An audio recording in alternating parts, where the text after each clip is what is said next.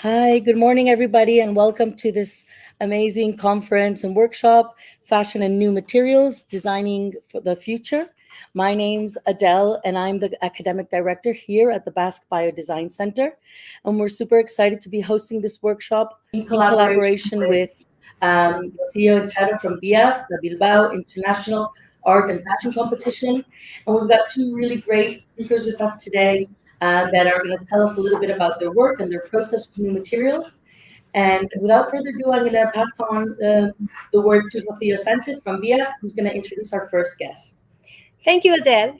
Good morning, everyone, and welcome to our Bilbao Bizkaia Design Week event in collaboration with the Basque BioDesign Center. As some of you already know, BIAAF is a platform devoted to discover emerging designers worldwide. Our fashion design competition has already reached over 7,000 designers coming from 92 countries. Today, we have the pleasure to introduce you all to the winner of the last edition of our competition. Jef Montes is creative director of Studio Adaptive Schemes, which started as a quest for a more sustainable and innovative way of designing and manufacturing fashion garments. His projects are collaboratively explored with technicians and product developers who mainly work with industrial filaments and textile producing machines. He will show us the world behind the designer's road and will help us understand the deep connection and potential synergies between the fashion and technology worlds. So, Jef, the floor is yours. Hi, everybody. Thank you so much for having me.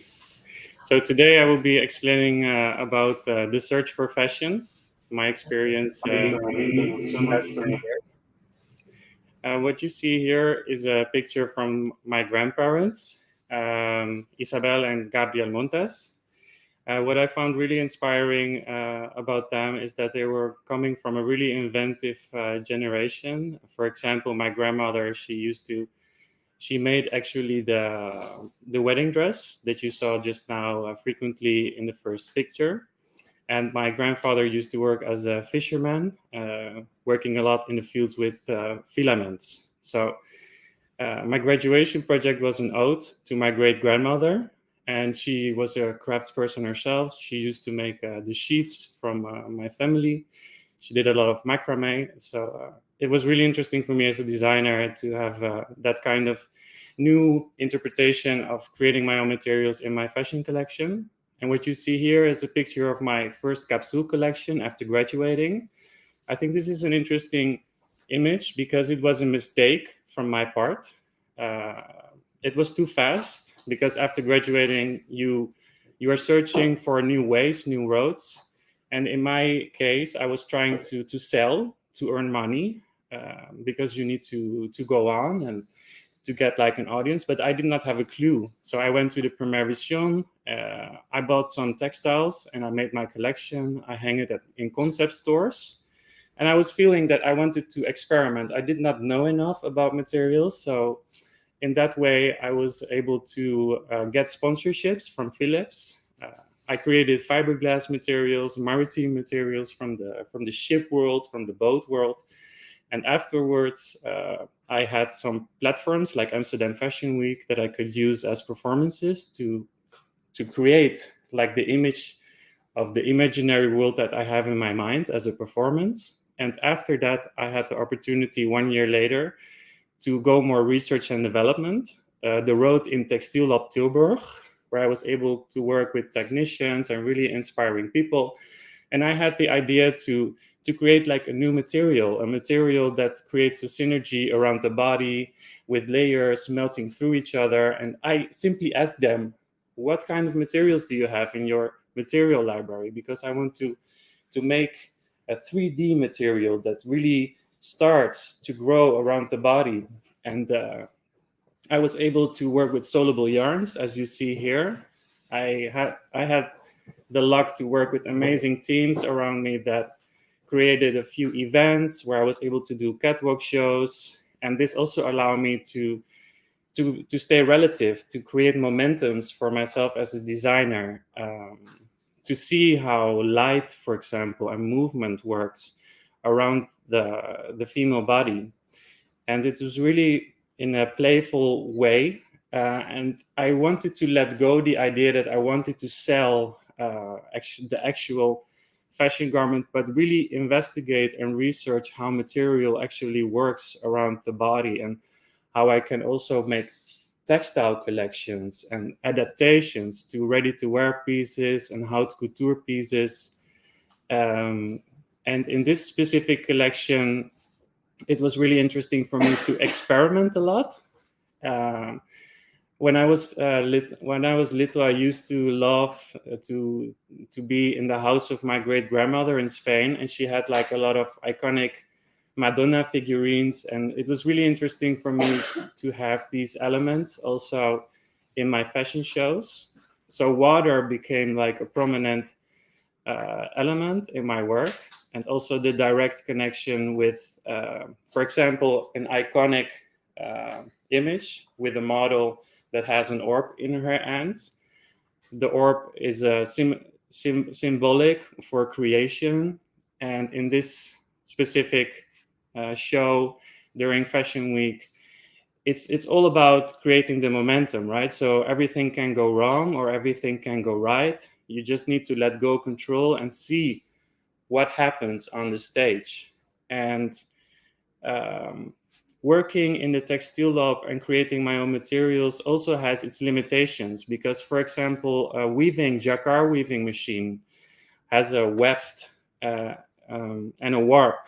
And with the warp, it's really limited, because mostly the warp is a monofilament or a cotton, for example. And in this specific collection, the Textile Lab told me, we need to do a research and development project with you, Jef, for many years. And we need to work right now with what we have. So this is the second study, actually, that you see. It was an experiment with models, where I was able to change the warp from the jacquard weaving machine from white to black. So in my first collection, where you saw the iconic Madonna model pouring the indigo ink on her fiberglass, this was a direct connection with color. So in this collection, it was really inspiring to have a textile that had like a silver outer line. And then when the water hits the textile, all the creation starts to go on, and you see the black color going on, and it almost looks like it's melted, and it looked like it was almost set on fire. And this was really like an illusion that I was feeling really interested in at that moment. And then again, this presentation was an experiment in between. I did have not any idea what was going to happen, and it was also really refreshing to work with models that were open-minded to do this experiment with, almost as you can say, in an Yves Klein way, in an artistic way. And I love the model that was pregnant, because she was symbolizing for the creation. In an iconic way, she was holding her pregnant belly in a very powerful way, and it was about female empowerment, and I loved working with these models. So afterwards, doing that experiment, it was a preview for my debut in Paris Fashion Week. And here you can see an overview of the collection that I created in 2013. I don't know if you remember, but I told that this collection was a mistake. And it took me 4 years later to create the collection that I was dreaming about, with the haute couture pieces, with the elements that transform directly around the stage. So it's really a balance about everything that I have as a designer, what I can show and do. Because it's about also potential ready-to-wear garments and also really unique pieces. And at the same time, it's also a textile exploratory way to see if I can sell clothes and textiles, and really understand also how a textile can form around the body. So this was the final stage where the Textile Lab finally was able to change the white to the black cotton to the monofilament. And the interesting thing here was that I used the soluble yarn to create shape. So monofilament is a very architectural material, and it tends to have a synergy with soluble yarn. But then in the end, soluble yarn melts away. So in the search for that creation about the momentum that was created by the mist in the installation was a simulation. It was a moment, and it was my first show in Paris. It was a really interesting moment for me because I mean, I've always dreamt about doing a show in Paris, and you want to do it right. And I had 80 people working for me for this specific event, and I was so thankful to everybody that helped me to go to this moment. And the final outcome was actually everything that I dreamed about, and I still look back at that presentation as something very close to my heart. And it was also the start for my nomination during Viernes Festival. It was the 33rd edition. It was the perfect moment for me to show what I can do with material, and also think about my road in the future. Because at this point, it's interesting to join platforms and to collaborate, but then the world after is also really a question mark. So where I started after graduating, the search, it was still not there. And at first I had the idea that when I was showing in Paris, it would be my moment. And after that, maybe I would go and sell. But this did not happen for me. Actually, I had still a big question mark because I felt I did not know enough about material. And also, my expertise in weaving, in jacquard weaving, was very profound with Textile Lab. But still, I had the idea of creating my own yarns and my own filaments. But how do you do that? And also, I had the limitations in Textile Lab. They had the soluble yarn, but then at the same time in Paris, I had people asking me, do you want to sell soluble clothes, like clothes that melt away? And it's really important as a designer to explain your vision, because maybe in the beginning, sometimes people are curious and they ask a lot of questions. And then when you explain your vision, it unfolds by itself. So using soluble yarn and creating and studying these signature pieces really give me the insight to also present these ideas that I have for the future. For example, the adaptive archifilament. It's actually a filament that creates a shape. And I did not have the resources. So I went to Textile Lab and I used soluble yarns to simulate my vision, my dream to investors. So the collection that I was dreaming about was still not finished, but I was kind of hitting and touching the marks that I was searching for. And also what was really interesting during Viernes in France is that I was really connected with my roots. And the creative director that was doing the show, she told me, no, the music is not good. It needs to be more deep, more open. And I was so confused because I did not understand what she was talking about. And then my project that I'm working on currently right now, Project Marinero, was a song that my grandfather used to sing to me, a sailorman song. And it was such an emotional moment for me because I decided to go back to my studio. You can see here, it's a former chemistry, nature and chemistry laboratory, CHEMA in Arnhem. We share it with 80 artists. And this is also a really interesting interdisciplinary space where you can collaborate. And I went back to my studio, and it's inside a very forest area. And I decided to go really small again and to think, what do I want in the future and what do I really want to sell? So I looked at the nature around me and the silence, and I collected a lot of pine cones and I studied them. And I also studied biomimicry, and it really hit me, because biomimicry, it was actually what I was doing in Textile Lab, working with flat surfaces and researching how they can become 3D, right? So the soluble yarn simulated how I can go through 3D, but then it doesn't really form into a garment. It just breaks down and creates an interesting art piece. So creating my own yarn was the next question. And then biomimicry also inspired me to work with no waste, because all the elements in the nature, they are rectangular and for example, in circles, very elemental shapes. So I started folding and cutting paper and hitting them with a book, and you start to see all these folding lines. So this was really interesting to think also how I can put all this biomimicry into the textile blueprints that I was making in Textile Lab.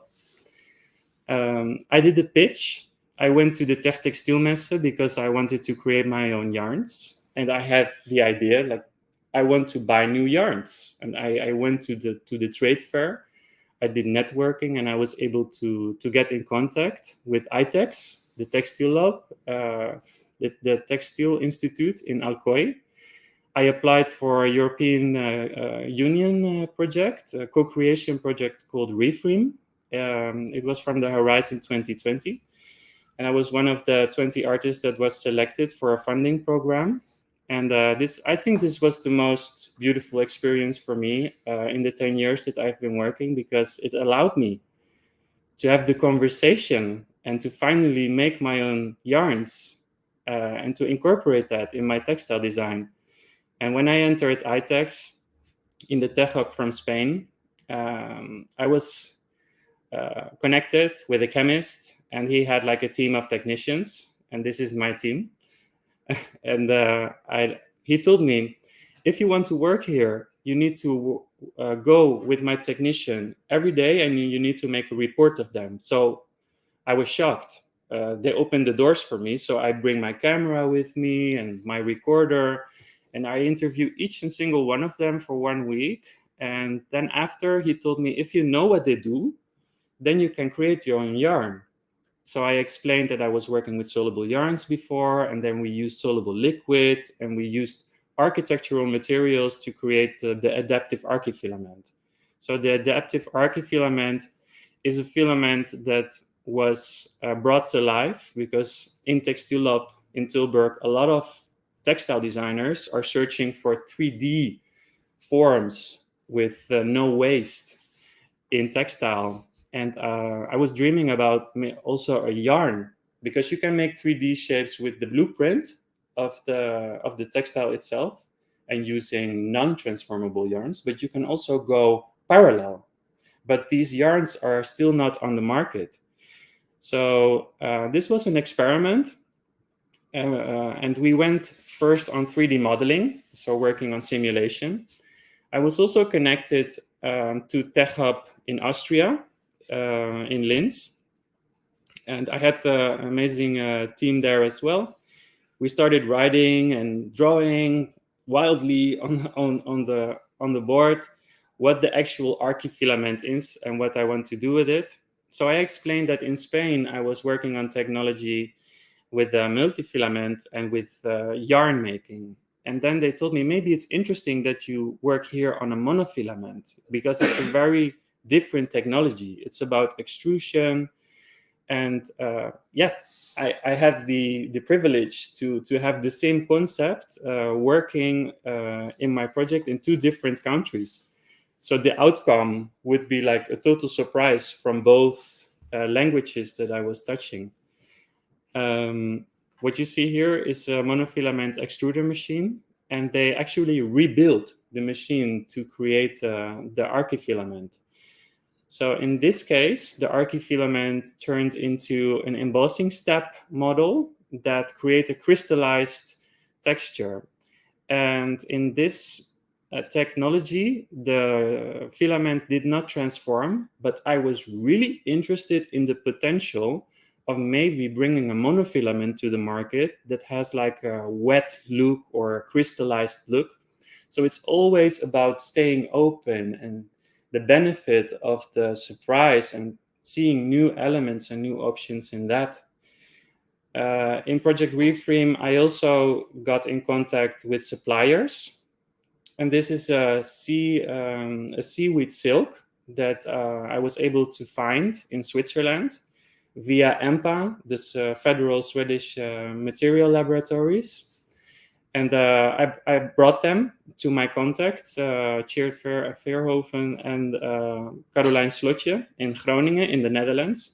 And they were working on seaweed technology with dyeing techniques, and they dyed all the bobbins that I got. And I got a big box, and they worked on it for 3 months, and they had a lot of trouble putting the bobbins back on the original cones, the bobbins that they were sent on. So they freestyled, and they made like a new machine to spin all the yarn, the dyed yarn, the green dyed yarn back on the cones.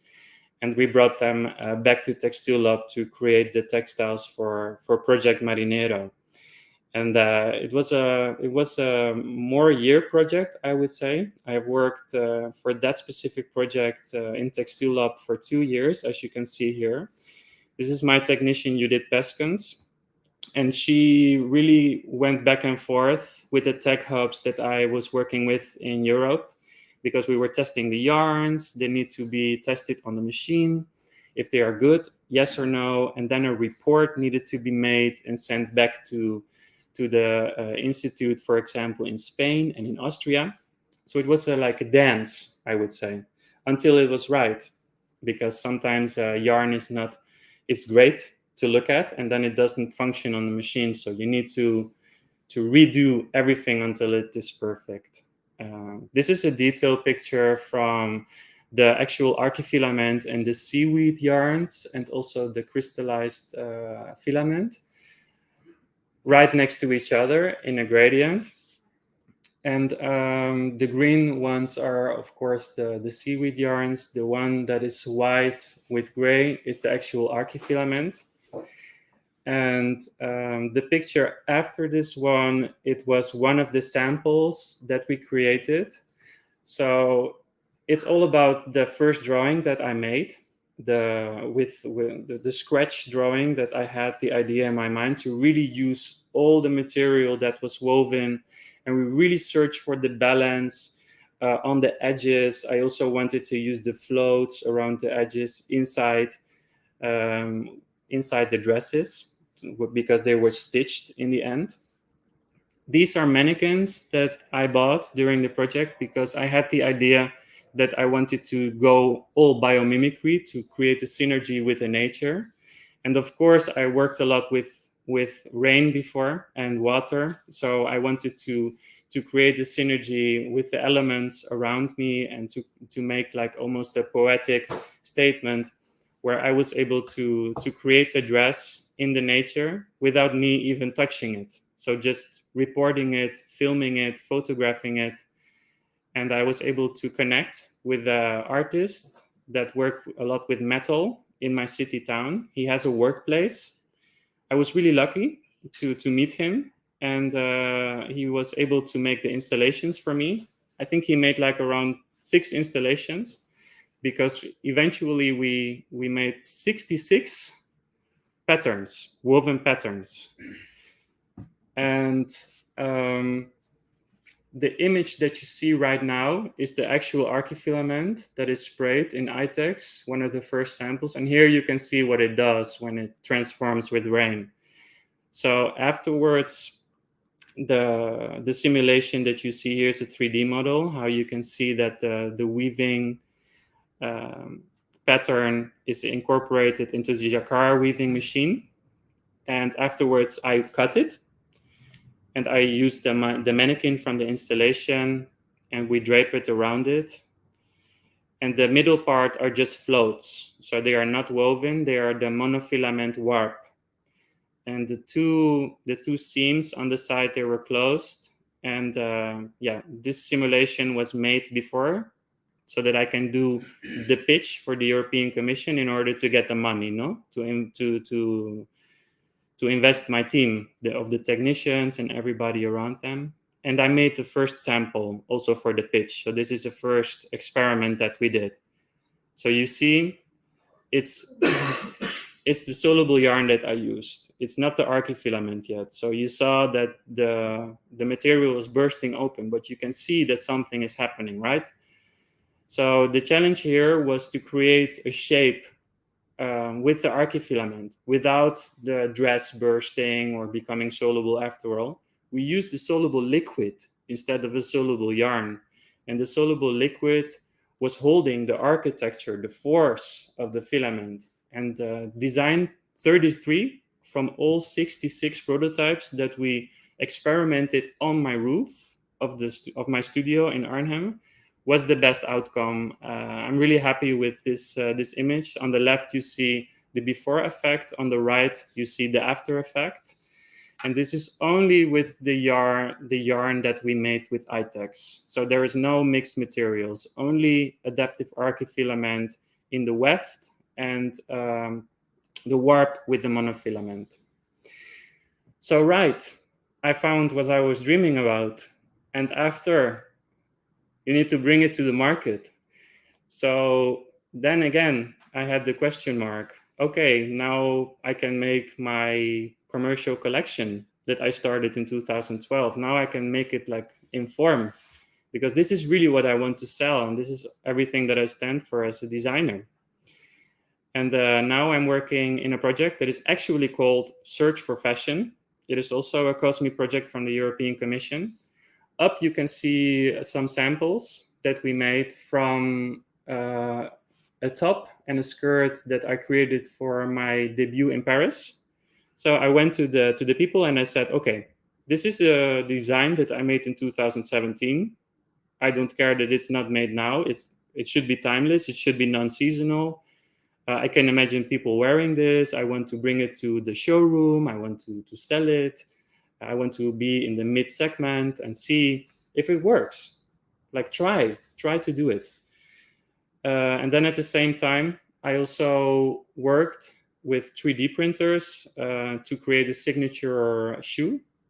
And the shoe was inspired by the sailboats from my grandfather. During his retirement, he made a lot of hobby sailboats, and the shapes of the elements were put into the shoe. So this is also interesting. And I have a very wild creative mind. And at the same time, I still had the idea of making an art project. So I was doing the commercial project finally. And then I went to one of my colleagues in my studio and I said, oh, you know how to draw well, right? And then he said, yes. And then I said, I need to do a pitch for the European Commission. And I want to do what I did with the rain, but in the sea. And he said, what? You want to do it in the sea? You are going to drown. And I said, no, I'm going to do it with a team, and we will do it with wetsuits. And I have this crazy idea. Let's do it. And I applied for it, and I got the funding, and we did it. I went to Textile Lab. The low picture, you can see the before effect, and on the right picture, you can see the after effect of the transformation of the yarns. So it was quite successful because Judith and I, we already knew how we needed to incorporate the technology from Project Reframe into the blueprint. So I phoned my friend who is a photographer and I said, hey, let's go to a camping on the coast with the North Sea. We will do like a funny weekend and we make like an art project. And we went there together and he said like, maybe it's going to rain. And then I said, no, just try. And if it fails, it fails and it will be okay. And yeah, I had the idea to make it in very fresh, bubbly colors, like a candy factory, because it's really contrasting with the nature around it, so that it really pops. Because the photographer had the idea to work with drones, so that means that the drone is very far away from the installation in the sea. So it needs to be like fluo colors, right? And then he started to work with the drone, as you can see here. And the installation was put in the sea, and the waves were hitting the installation, and it was quite frightening because I did it with one assistant and myself, and I injured myself during this. I could almost not walk anymore, but we continued, and we brought the installation more deep into the sea, and eventually the salt started oxidizing the material, and we also dipped it under the water to create all the synergies with the shape, right? So that all the elements of the archifilaments can do their work. And it was laying in the salty water for, I would say, a few hours. And afterwards we collected all the data. We made like the video, and the photographer was happy. Everybody was happy that it succeeded. We had the sun, and we played around, and in the end, it was a beautiful photograph. I think he made like 1,000 photographs, and this was my favorite one. He was also very happy about that. And maybe I will do this more in the future. These kind of new ideas. I have, the images of the seaweed, farms underwater where they are growing like seaweed in lines. Maybe this would be the idea to make like a dress in this way in the future, so that it can grow underwater. But this is a question that I'm going to put with my contacts in the future, and we will see what happens next. So here again, I brought it on the roof just to show. On the left, it's undeformed, and on the right, as you can see in the waist, it starts to wave, and it starts to float and make shapes again. This was a nice new experiment. I was also zooming in because I was seeing like the raindrops on the filaments, and I thought about the crystallized yarn that I made before during Project Reframe. And I made a picture, and I run to ITEX and I said, I want this. And then they said, no, you need to apply for a new research and development project. And he said, okay, do you want to continue to do the crystallized yarn? Do you want to industrialize it? And I said, yes. Do you have new materials? And they told me, yeah, we are working now with new polymers from polylactic acid. They are from the waste from the food industry, starch from corn, from beets, sugar from beets. And they worked with a monofilament extruder. They adapted the machine, so they needed to make new nozzles, and we prototyped them. And again, I sent the prototypes to the weavers, to the knitters. Also, this is an image to investigate, to research if this is really like the effect. And then when I was in the Frankfurt Tech Textilmesse this year, somebody told me, yeah, maybe you can make this and make it illuminated. Maybe I can connect you with a new contact because it looks like it gives light. It's raindrop. It's basically a raindrop effect. It's a raindrop monofilament, as I would call, and it's biodegradable. So this is the most interesting, unique characteristic.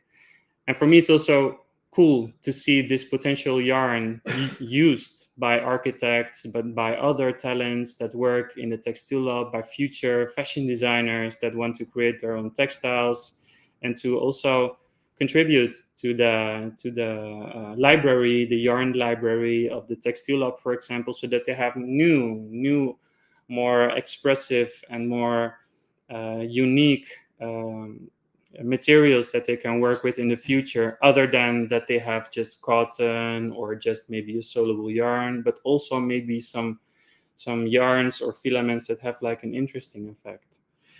So I'm working at 7 projects currently. This is my favorite project that I've ever done. It's called the Adaptive Archifilament Dress. And I worked before with Damien Semerjijan. He is a Parisian technician that was connected with me via Textile Lab. And we are working now in the realm of knitwear. And this is something really refreshing and new for me, because we can create circular shapes with no waste. So I can step away from the square patterns and really push the boundaries and study how this can become a dress eventually. So I think this will be my first commercial line that I will show next year in Tranoi. I already did a preview. Actually, during the workshop that I'm going to do today, you will see all the material samples that we did until now. So it's still a work in progress. And what you see here are my designs that I sent to BIAAF. These were the 3 designs that were selected as the best fashion design, the grand prize. And yeah, I was really lucky to be part of this amazing platform, and I'm really thankful that that the jury select my project, and also mostly important that you can find new people that really warm your heart and that you feel like you become to a new family. So yeah, really thanks a lot for this presentation, and yeah, let's go to the next 10 years, I would say.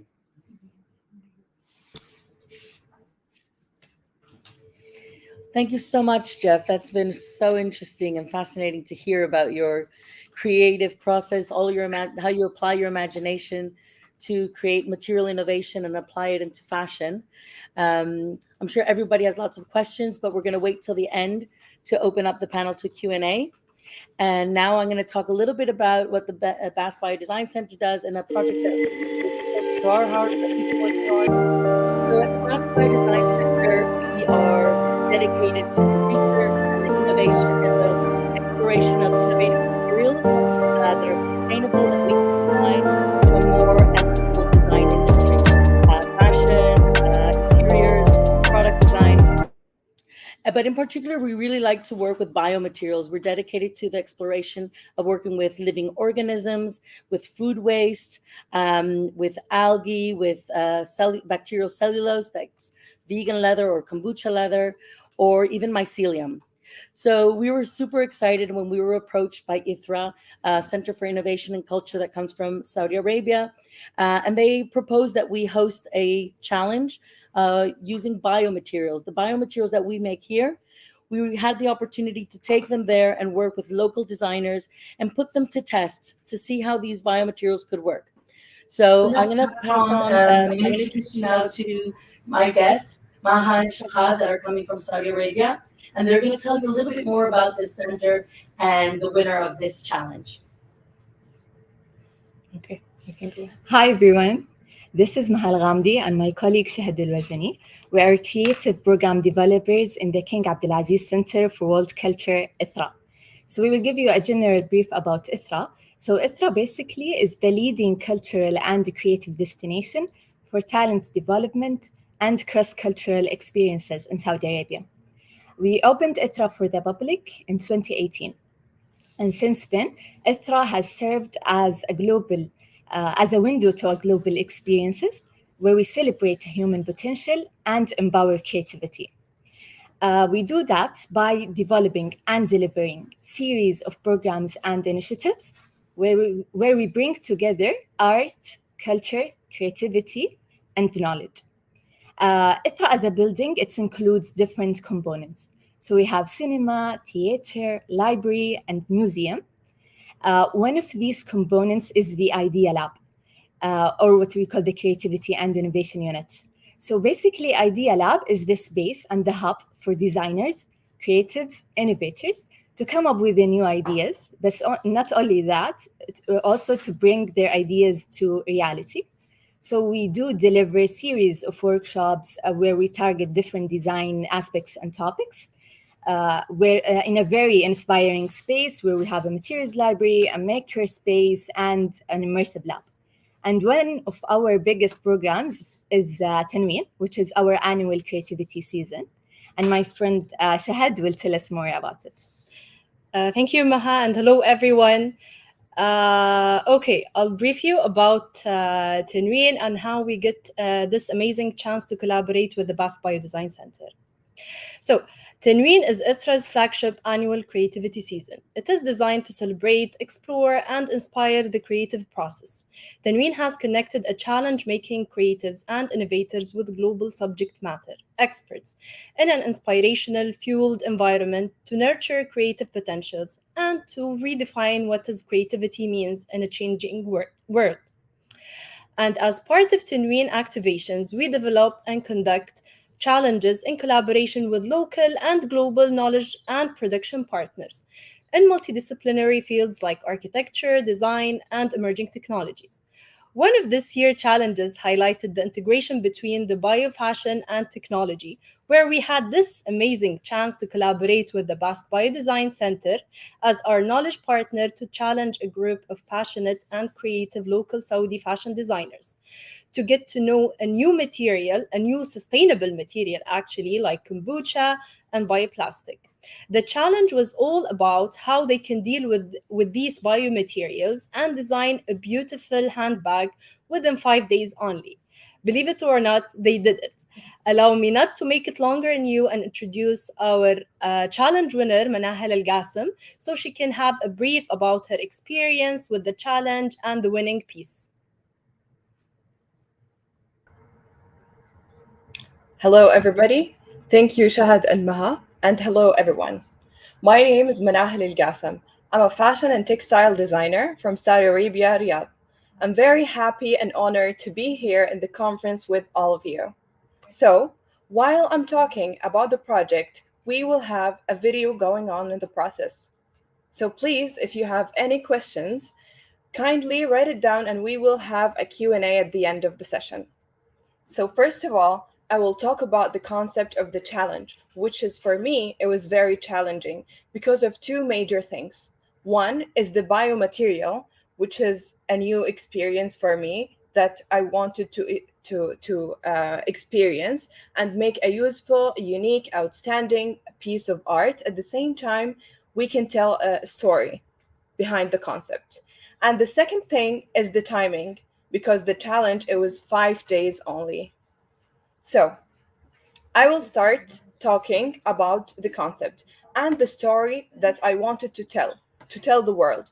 I was like, well, my motto was always to create the things that I wish existed and to mix that with the strength in representing, always representing my culture and my design, which was the architecture and the fashion. I wanted to mix these two major concepts in a very special edition handmade piece of art. It's called perspective. So perspective is a handmade that reflects the beauty of architecture from the Kingdom of Saudi Arabia. It highlights the specificity, simplicity, and the texture of the architectural Saudi Arabia mud building, windows, which says the patterns, it's called luhuj.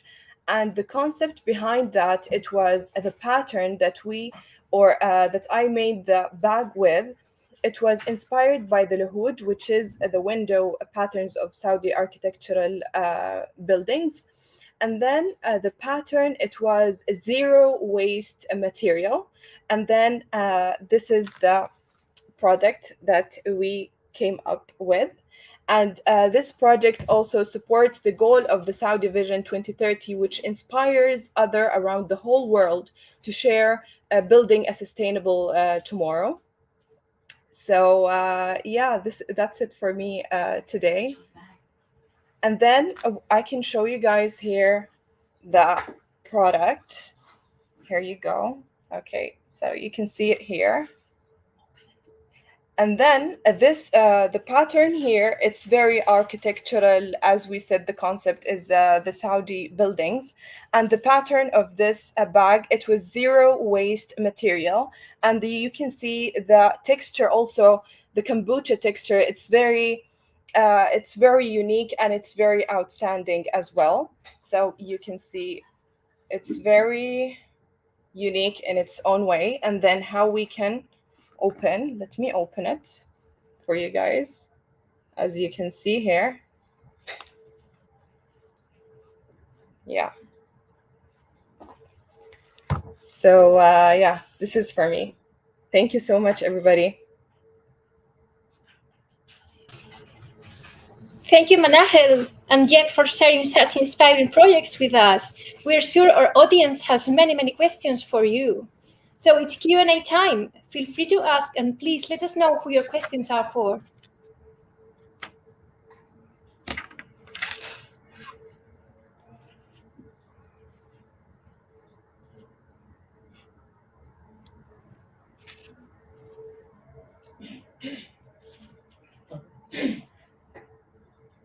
So the material that is used for the soluble textiles is polyvinyl alcohol, and it's a soluble material that melts with even with cold water, and it's a material that is also used industrially, for example, in washing machine tablets. In the fashion industry, it's even a material that is frequently used in the creation of production chain patternized processes. Yeah. So I hope this answers your question. It's PVA.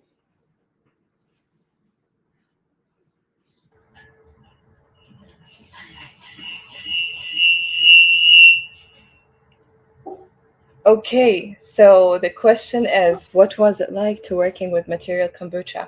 Well, the material for the kombucha material, as I said, it's my first time experiencing this material, which for me it was very unique experience because, you know, dealing with biomaterial, it's not that easy, especially when you want to do this product that is useful at the same time.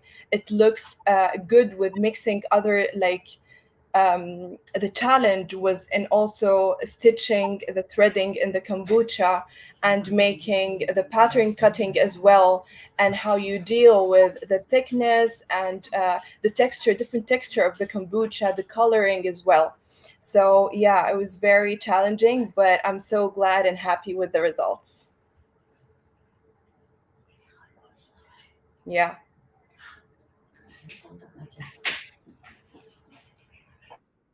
Yeah, so the Textile Lab is located in the Netherlands, in Tilburg. And it's quite accessible. If you go to their website, they have an application form. So when you fill in the application form, you will your project will be forwarded to the committee, and then internally they summarize what you sent, what you applied, and then afterwards they select a group in the final stage that can work in the Textile Lab. So the Textile Lab is a place for makers, and it's also a research and development area for students as well. So students can also apply, and they can get a funding to do their graduation projects as well. So this is quite amazing. So I hope this answers your question.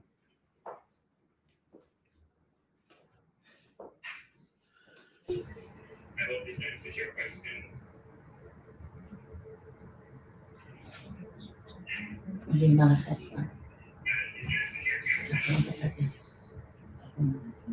So there is the question, are you planning on working with kombucha in the future and explore further its potential? Yes, I'm absolutely positive on that because, you know, I'm very happy and glad with the results that we came up. This makes me more excited that I want to try also new patterns and new techniques using the kombucha. So to build a sustainable tomorrow. Yeah. I hope this answers your question.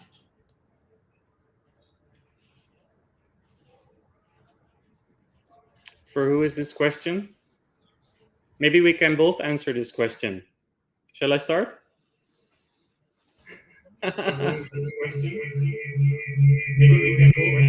It depends. You need to have your suppliers, your factories. So the good part is that if you are in a COSME program, you get into a database that allows you to see and search for suppliers and factories and manufacturers around the globe. So this is really important because most designers, when they start, they don't have access to these platforms. So it's interesting to look at the online database of Search for Fashion. It's a COSME program. And you can even get into the database if you apply and contact them. So if you're interested to know what is out around the globe in Europe and even in Saudi Arabia, you can get into this database when you apply on the website. Search for Fashion.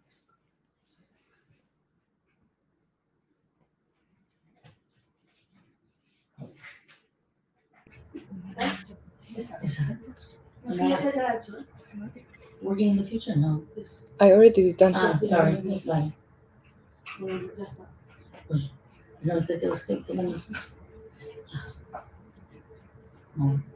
what is the most precious?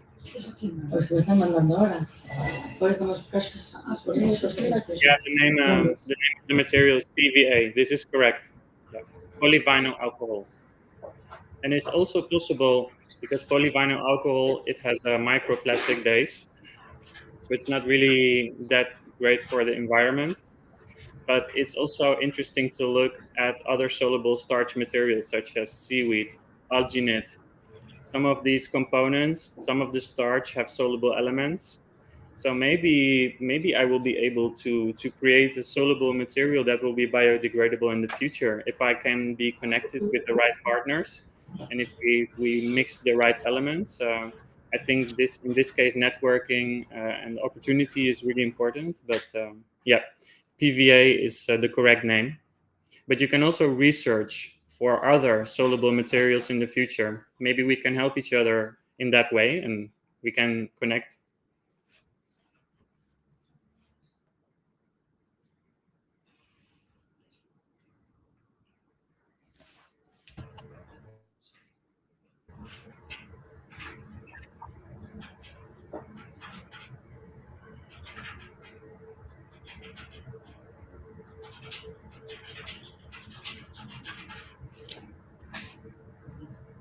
From whom is this question?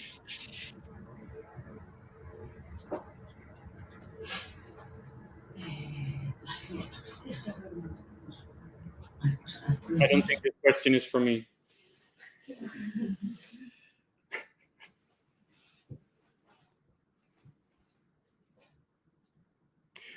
So my inspiration would be the people that I collaborate with. I'm always curious what people do. Okay, so what is your most useful source of inspiration?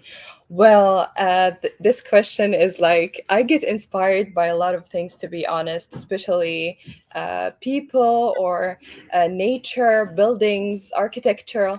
It's like I always like to mix and match between inspirations. But mostly buildings, to be honest, yeah.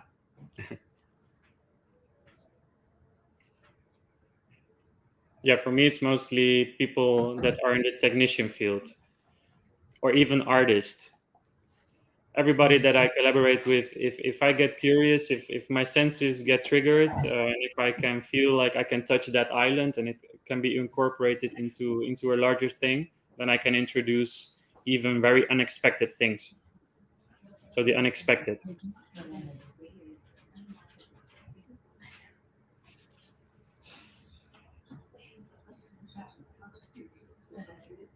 Go ahead, Jef.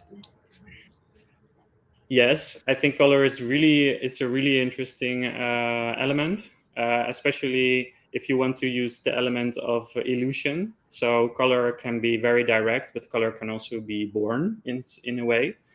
But from a conceptual point of view, when I was creating Project Marinero, I had an interview with my grandfather. I was reminiscing with him because he has Alzheimer, and for me to have these moments with him and to ask, for example, the simple question, what was like the typical Andalusian color that you loved as a child growing up there? And he told me white, and I was thinking like this should be like red or orange or in some way. So in that way, I also use color from a cultural point of view. And for me as well, colors affect the design or the product, because especially when it comes to biomaterial, it gives it this very unique texture and colors. It's not like any random colors, because it's natural. You can see the effect, and it gives you like very beauty. It's beauty in its own way, the natural colors and the effect of it. Yeah. Like working with the raw materials.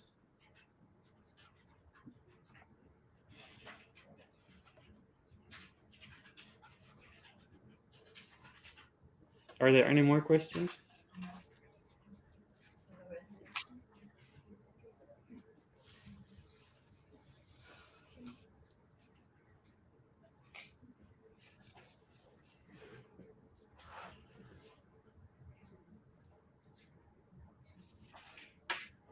Always ask.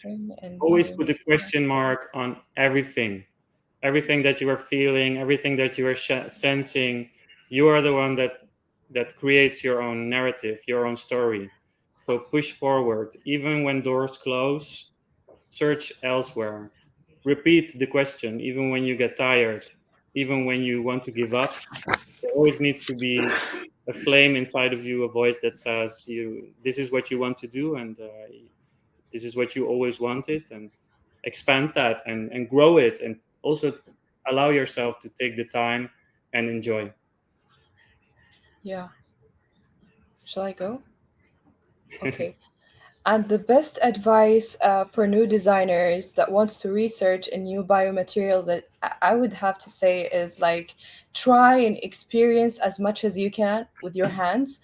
Also, cut and try to like mix and match with other biomaterials. You never know what it can come up to.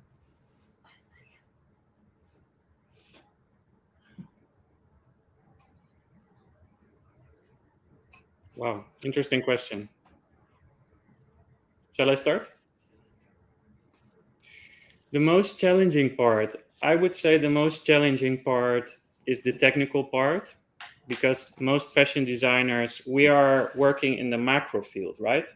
So if you put the question mark, where does a biomaterial, for example, comes from? You just have like 3 steps in your mind, and then you get blocked, like the door gets closed. So I think the challenging part is opening this realm and allowing yourself to visit exhibitions, to visit fairs, and to join platforms, co-creation platforms that allow you to understand where materials come from. For example, a fashion design starts with a base material. A base material turns into a yarn. How is this made? What technology is there used? And how can this technology become a textile? It can be woven, it can be knitted. I mean, you can write books and books of these technical worlds that are in the entire production chain of the fashion system. It can be so overwhelming for designers, because we live in a world right now that is in a global transition that actually forces us to become super transparent, right? But in this super transparent, you need to basically show everything that is going on behind the scenes. And most of the designers don't have a clue, because they have a team around them. They just buy the fabrics from the fairs. They just believe the people that say this is bio because it has a certificate, but it does not always really like evoke what you stand for in your branding. So in this case, it's a really interesting time for designers to actually go deep from macro to micro, and to take time with that, because it's complex. So yeah, for me, the most challenging part, firstly, it's the 5 days. It's the 5 days. That's how we can come up with a whole product in 5 days. And the second thing is dealing with the biomaterial, with mixing it with the threading, because the thickness of the kombucha, it's very different to stitch with. So yeah, the most challenging part, it was stitching the edges here and making the piece looks very collected and put together, so we can have the final product this way. Yeah.